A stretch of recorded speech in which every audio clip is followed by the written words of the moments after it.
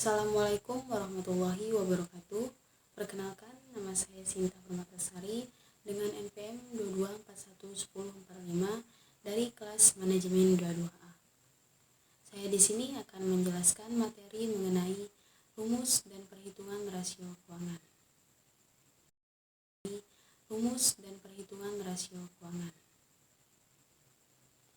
Ada beberapa jenis rasio keuangan yang memiliki rumus perhitungan.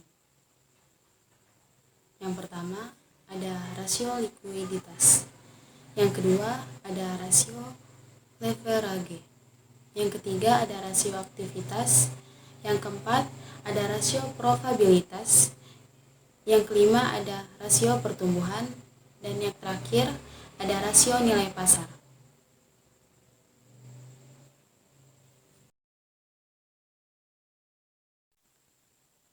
Definisi rasio likuiditas. Rasio likuiditas merupakan suatu pengukuran terhadap kemampuan aset perusahaan untuk membiayai kewajiban atau utang jangka pendeknya. Tujuan rasio likuiditas adalah untuk mengukur kemampuan perusahaan membayar kewajiban yang segera jatuh tempo atau pada saat ditagih. Rasio likuiditas dapat dibagi lagi menjadi 3 jenis, yaitu yang pertama ada rasio lancar atau current ratio. Rasio yang mengukur kemampuan perusahaan dalam membayar kewajiban jangka pendek atau utang yang segera jatuh tempo dengan aktiva lancar yang tersedia. Rumus perhitungannya yang pertama current ratio sama dengan aktiva lancar dibagi hutang lancar dikali 100%. Yang kedua ada rasio cepat. Menunjukkan kemampuan perusahaan dalam membayar kewajiban atau utang lancar dengan aktiva lancar tanpa memperhitungkan nilai persediaannya. Rumus rasio keuangan cepat adalah quick ratio sama dengan kas ditambah efek ditambah piutang dibagi hutang lancar dikali 100%. Yang ketiga ada rasio kas. Jenis analisis rasio keuangan yang membandingkan antara kas dan aktiva lancar yang bisa segera menjadi uang kas dengan hutang lancar. Rumus rasio keuangan kas atau cash ratio adalah cash ratio sama dengan kas ditambah efek dibagi hutang lancar.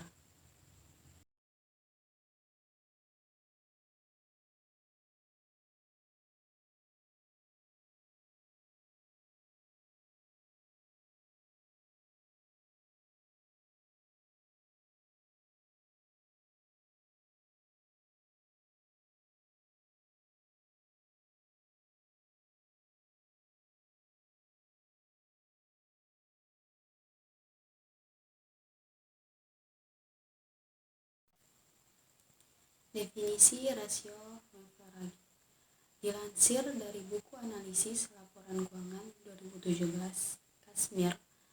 Rasio leverage adalah rasio yang digunakan untuk mengukur sejauh mana aktiva perusahaan dibiayai dengan hutang.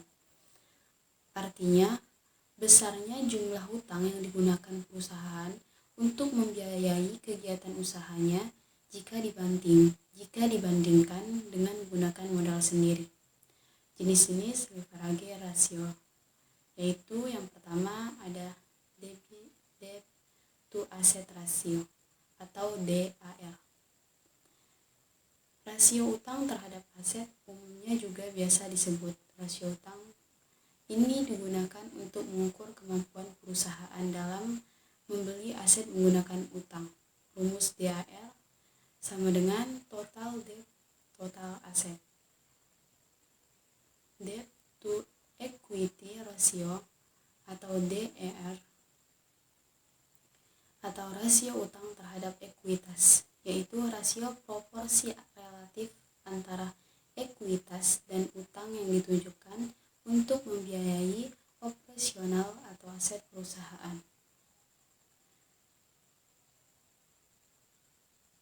Yang ketiga ada debt to capital ratio atau rasio utang terhadap modal, berfokus pada utang sebagai komponen basis atau total perusahaan, di mana mencakup seluruh kewajiban mulai dari jangka pendek hingga jangka panjang. Rumus debt to capital ratio sama dengan total utang saat ini dibagi buka kurung total ekuitas ditambah total utang. Dan keempat, debt to EBITDA rasio atau EBITDA sendiri merupakan singkatan dari earning before interest. Definisi rasio aktivitas. Munawir menyebut bahwa rasio aktivitas adalah rasio untuk menilai kemampuan perusahaan dalam melaksanakan aktivitas sehari-hari atau kemampuan perusahaan dalam penjualan, penagihan piutang, maupun pemanfaatan aktiva yang dimiliki.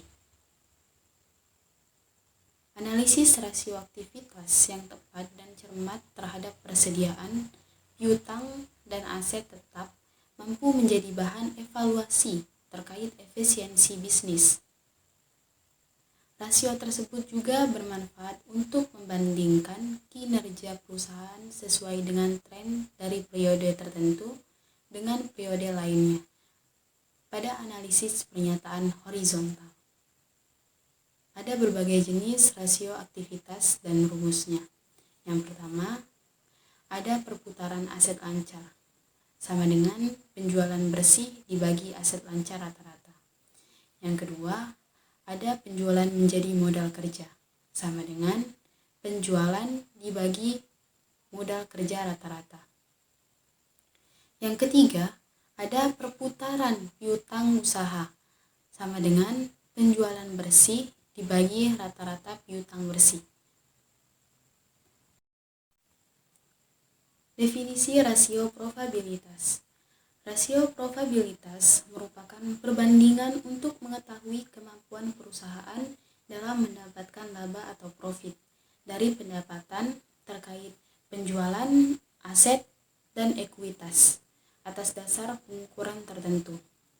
Probabilitas dinilai sangat penting karena untuk melangsungkan hidupnya suatu perusahaan harus berada dalam keadaan yang menguntungkan.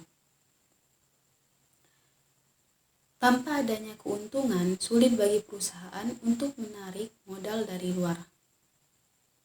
Perusahaan akan berusaha meningkatkan keuntungan karena penting bagi masa depan perusahaan. Ada beberapa jenis rasio probabilitas dan beserta rumusnya. Yang pertama, ada gross profit margin, sama dengan buka kurung laba kotor dibagi total pendapatan tutup kurung dikali 100%. Yang kedua, ada net profit margin, sama dengan laba bersih setelah pajak dibagi penjualan. Yang ketiga, ada ROA, sama dengan laba bersih dibagi total aset. Dan yang keempat ada ROE, laba bersih. Yang kelima ada ROS, buka kurung laba sebelum pajak dan bunga dibagi penjualan tutup kurung dikali 100%.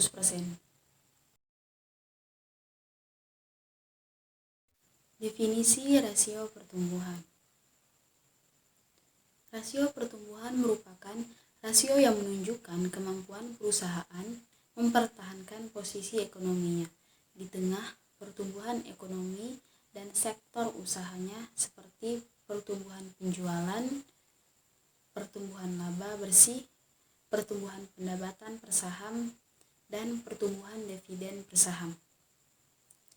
Rumus untuk menghitung tingkat pertumbuhan 1 tahun yaitu sama dengan buka kurung nilai akhir dikurang nilai awal tutup kurung dibagi nilai awal dikali 100. Baiklah, itu saja yang bisa saya sampaikan pada presentasi saya kali ini. Saya akhiri, wabillahi taufik wal hidayah. Wassalamualaikum warahmatullahi wabarakatuh.